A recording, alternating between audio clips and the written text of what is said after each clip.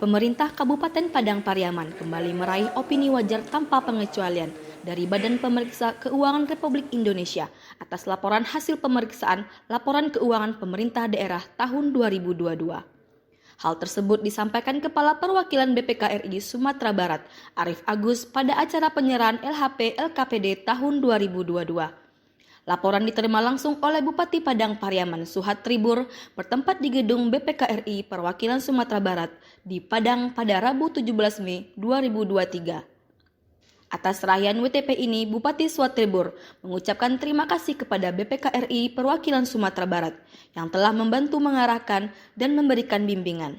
Dia mengungkapkan, karena masukan dan bimbingan tersebut, pemerintah Kabupaten Padang Pariaman bisa menjadi pemerintah yang bertanggung jawab dan terbuka. Kemudian Suhat Tribur menerangkan, WTP ini berdampak terhadap penambahan dana intensif daerah dari pemerintah pusat. Dia menyebutkan, WTP ini tahun 2022 merupakan WTP ke-10 yang diraih Pemkab Padang Pariaman. Dan hal ini akan semakin menambah motivasi, dorongan baginya dan jajaran untuk berkomitmen menyajikan pertanggungjawaban pelaksanaan APBD sesuai peraturan perundang-undangan.